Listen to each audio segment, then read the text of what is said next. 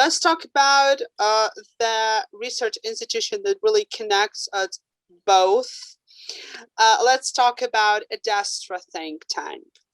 Tell us, please, more about this research institution to those people who are not quite familiar with that. And also tell us, why is it important for Ukraine, especially, or internationally, unlike that think tank landscape?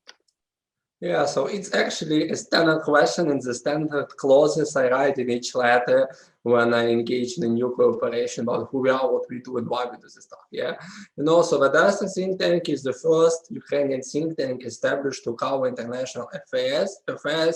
To my mind, it's like as much as relations, but a little bit broader, so it encompasses law, economics, environment, energy, etc., national affairs in all world regions. So actually, we are the only one who are looking what is going on in Myanmar, what is going on in Nigeria, and what is going on in Argentina.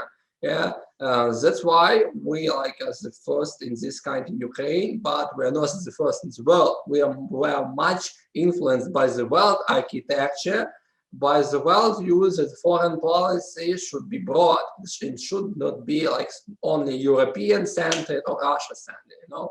And that's why this feeling that Ukraine is missing out something huge going on outside of Ukraine, this thing like widely ignored in Ukrainian media space, in like outlets, articles, whatever, prompted us that we need to create an entity capable to bring the world closer to Ukraine. So surely we do look for Europe, for Russia, and for United States. Like Arthur himself is our senior fellow on US studies, yeah, but it doesn't level the point. We do understand Europe, US, Russia, etc., China, but the primary goal is to make our mechanism more resilient for the whole world. And of course, it's not possible without taking in mind what is going on in Europe, but the primary goal was to diversify the view, because it's like a whole process starts with the diversification on the level of like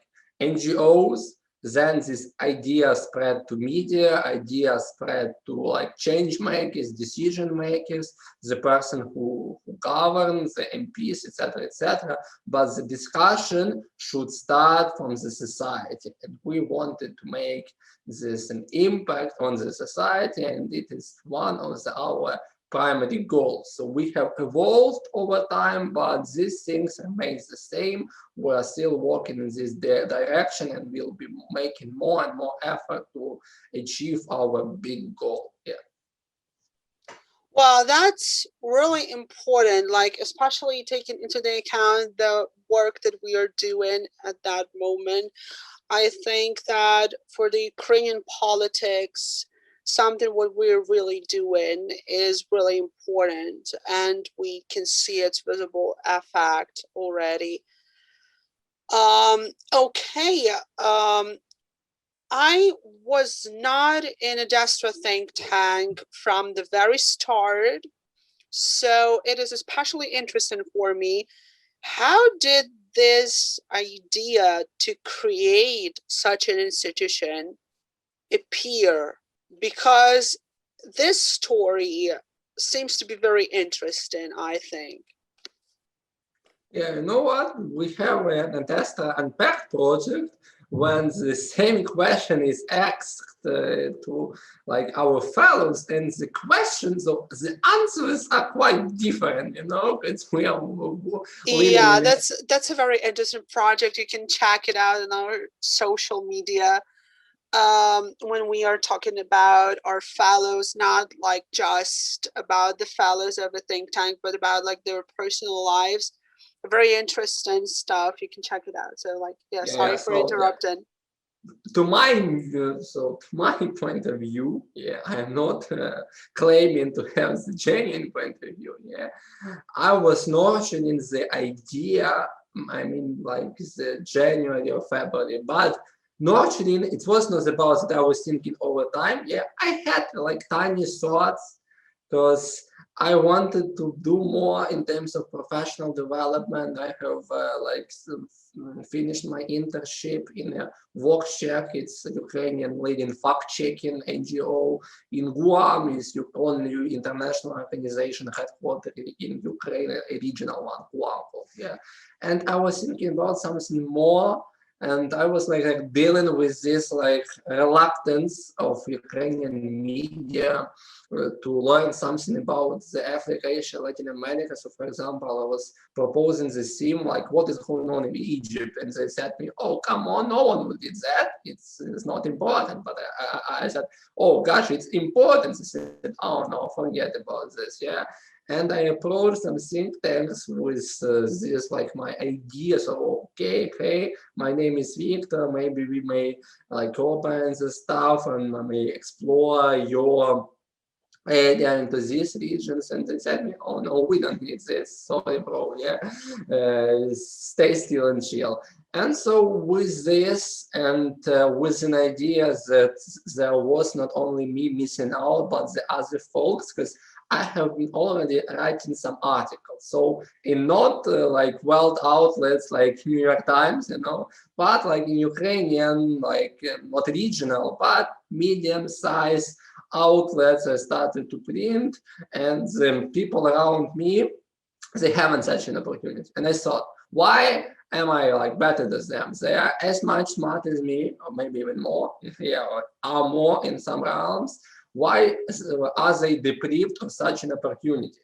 And once we stick together, make a group and make something special, something unique from Ukrainian media landscape and think tank landscape, we may do a great thing. And that's why so I tell this idea originally to Taras Prodanyuk, our co-founder, but we were I have given him the opportunity to think over it. Yeah, I was thinking, and we are thinking like two of us. Yeah, and once we decided go, we have had a conversation with our editor-in-chief about this idea. He was also very cheerful and glad about this, and then we started our recruiting process, connecting the dots, connecting the people who were smart enough, intelligent enough to work on such a project. Yeah, and that's how we started this out. Yeah, so I need to make a little remark. So within the evolution, many people have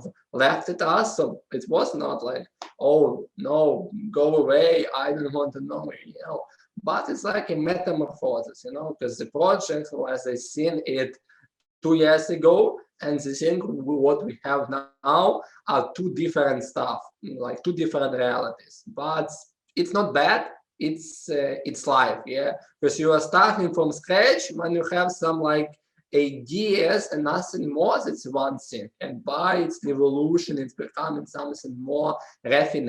It becomes something more concrete, and it's like a natural process of any organization existing on Earth, I guess. Yeah. Wow, that's really impressive, especially for the Ukrainian environment of that industry.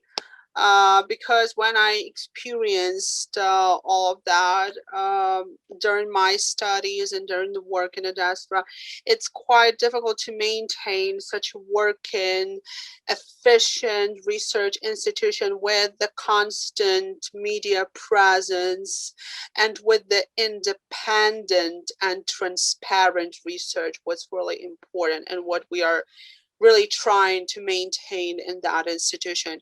So it's quite interesting that it all started from the very, very small group of people, and later it enlarged into something bigger, especially with me recruited into that institution.